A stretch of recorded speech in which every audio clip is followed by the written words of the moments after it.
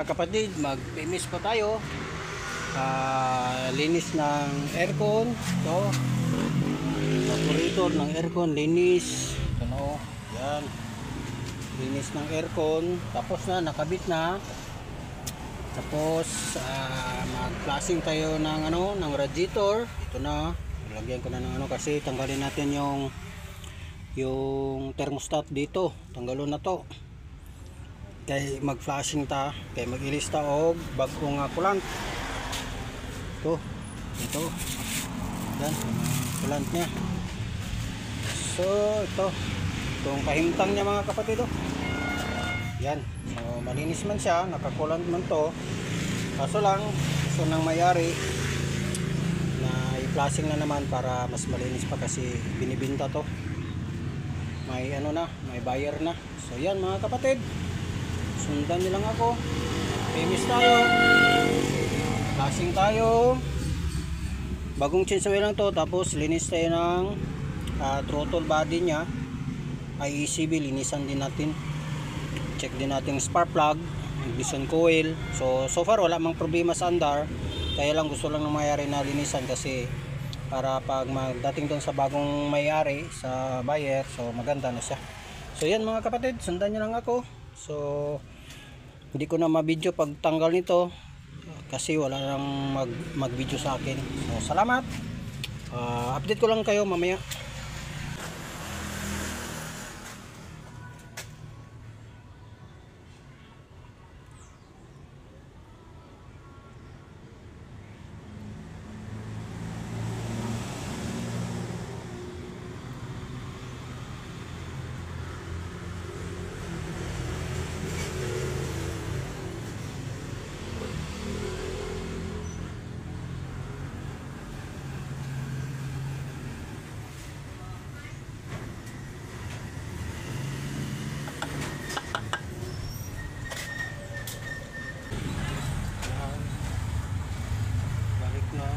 Start.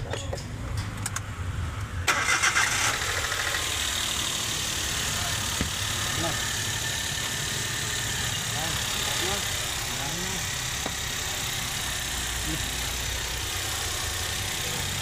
15 minutes mga kapatid.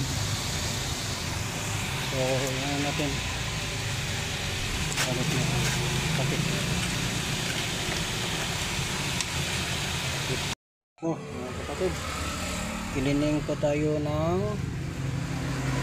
throttle body IECB. Yan mga kapatid, cleaning pa tayo. Yan, cleaning. So yan, susundan nyo lang ako mga kapatid ha.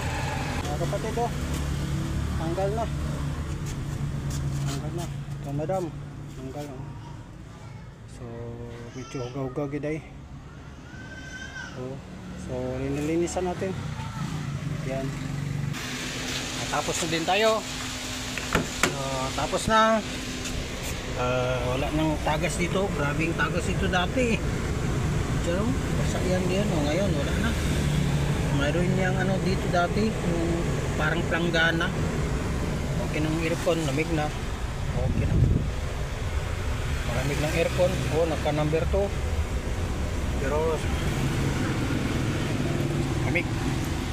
Tapos na din naglinis ng throttle body, throttle IECB, tsaka nag-change ng flashing coolant. Ito,